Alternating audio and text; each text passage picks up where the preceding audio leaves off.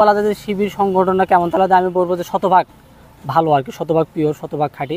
কারণ এখানে যে যারা সৎ ন্যায়পরায়ণ এবং ছাত্র বান্ধব তাদের আসলে শিবির প্যানেলটা যে কেন বেছে নিলাম এর মূল কারণ হচ্ছে যে আমি যা অবজারভেশন করে দেখলাম যে এদের যে ভাইয়েরা আছে, কিছু কিছু ভাইয়ের সঙ্গে আমার একটু মানে যোগাযোগ ছিল আর কি।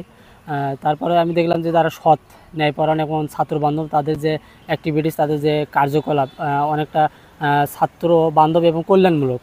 তো সব কিছু দিক দিয়ে মনে হলো যে তারা যদি ক্যাম্পাসে যদি একটা মানে নির্বাচন যদি জয়লাভ করতে পারে, তার ক্যাম্পাসে একটা ইতিবাচক একটা প্রভাব আসবে, ইতিবাচক একটা প্রভাব আসবে আমি আশা করি। আর যে ভাইয়েরাই আমাকে আগে প্রস্তাব দিয়েছিল যে আসলে তারপর আর কি প্যানেলে যুক্ত হওয়া। আর আমারও একটা আশা ছিল আগে থেকে যে আমি যদি ছাত্রদের নিয়ে বা ক্যাম্পাসে যে ভাই বোনরা আছে তাদেরকে নিয়ে যদি একটু কাজ করতে পারতাম তাহলে অনেকটাই ভালো হতো আর কি। তো স্বতন্ত্র হিসাবে তো কোনো কিছু সম্ভব না, এই প্যানেলে সেক্ষেত্রে যুক্ত হয়েছি, সেক্ষেত্রে তাতে আর কি ভালো কাজ করা যাবে আর কি।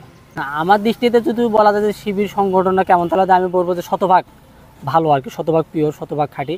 কারণ এই সংগঠনটা আমাকে আর কি আমার পার্সোনালিটি যদি আমি বলি, আমার পার্সোনালিটি ভালো লাগে, তাদের যে আচরণ, তাদের যে কার্যকলাপ, তাদের ছাত্রদের নিয়ে কাজ করা আপনি আর কি, ছাত্রদের নিয়ে অনেক কাজ করে। আর বিশ্ববিদ্যালয়ে দেখবেন যে অনেক কাজ করছে, আপনার ঢাবিতে দেখেন থেকে অনেক কিছু দেখে যে শিবিরের আর কি ভালো আর কি। আশাবাদী, আমরা তো শতভাগ আশাবাদী। কারণ হচ্ছে যে আমরা প্রত্যেকটা ভাই বোনের কাছে যখন আমরা যাচ্ছি তখন গিয়ে তাদেরকে একটা ইতিবাচক আমরা সাড়া পাচ্ছি, তারা অনেকটা হাসি মুখে তারা এটা মানে গ্রহণ করতেছে। তারা তাতে বোঝা যাচ্ছে যে সৃষ্টিকর্তা যদি সহায় হয় তাহলে আমরা জয়লাভ করতে পারবো। জনপ্রিয়তার কারণ যদি আপনারা যদি হয়তো দেখছেন অথবা লক্ষ্য করবেন যে দেখবেন যে যারা আসলে ছাত্র বান্ধব নিয়ে কাজ করতেছে, তারা যে তারা নিঃস্বার্থ আর কি তারা কাজ করতেছে। ঢাবিতে দেখবেন অনেক কিছু কাজ করছে, জাকসুতে দেখবেন যারা ছাত্র বান্ধব এবং উন্নয়ন প্রকল্প আর কি কল্যাণমূলক কাজ, তারা এই ধরনের কাজ করে। এই জন্য তো ছাত্র দেখবেন যে ভালো বিজয় লাভ করছে এবং ছাত্র যে ভাই বোনেরা আছে তারা পছন্দ করে এই সংগঠনকে।